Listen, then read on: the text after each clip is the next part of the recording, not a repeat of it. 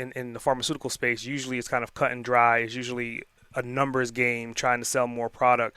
So you're bringing humor into that. So I kind of want to like talk about like why did you pick that particular space, considering like your background? I mean, you didn't start off in pharmaceutical. Like, why did Yeah, you end up in pharmaceutical? yeah, it's a great question. I kind of fell into the pharmaceutical sector. One of the first jobs I did, one of my first clients was a clinical trial manufacturing company, and this was in the early 2000s.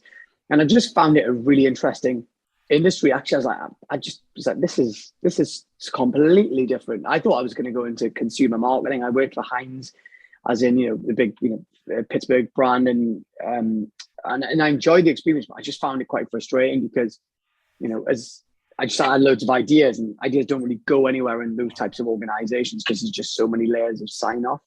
And what I quite liked about the pharmaceutical sector was it was quite dry and conservative, but it was also quite old school. So, I was like optimizing websites and playing with ad campaigns in 2004, 2005, and no one else was doing it back then. I was probably the only guy in the world like playing around in this sector doing that. And the client that I was working for was getting some amazing results.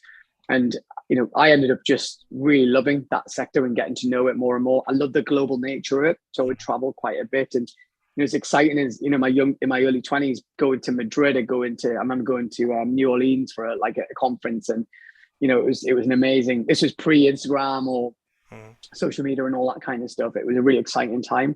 And so when I kind of decided to go full time with the business, we did actually at one point have clients in loads of different sectors, but we always had a core of clients in life sciences and pharmaceuticals. And for us, actually, we aren't on the product marketing side. We're actually in the supply chain, the business to business, trade and technical, the really boring scientific stuff, which no one wants to go near. But actually, that niche is super global. It's super excitement. It's where a lot of modern drugs are actually developed and processed.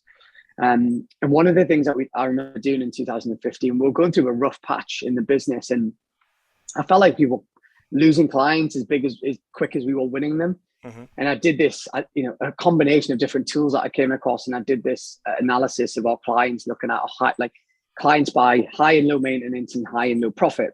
Say we had 30 clients at the time, and I remember the 15 clients that were in like the low maintenance, high profit box were pretty much all in the B2B trade and technical and pharmaceutical sector.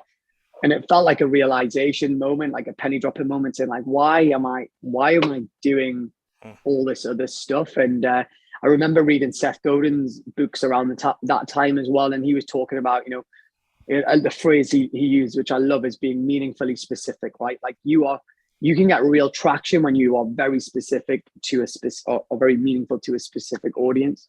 So I took the view in 2016 that we were going to basically say goodbye to half of our clients and go big on Mhm. one space. And I mean, at the time, it was a risky decision. It was courageous. It was crazy. It was whatever adjective you want to use. But what actually happened at having done that analysis, it brought great clarity to the way that we operated.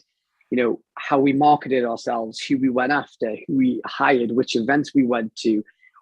Like it became like it was like I used it's like putting my contact lenses in. It was like, oh, I can see again, right? And that really gave us traction, and it gave us kind of a platform to grow internationally. So like a lot of good business stories that came, our niching down and focus on one sector came from painful experience of trying to be everything to everyone and actually just getting kind of lost Mhm. and in the middle of nowhere, which I'm sure a lot of your listeners can relate to as well.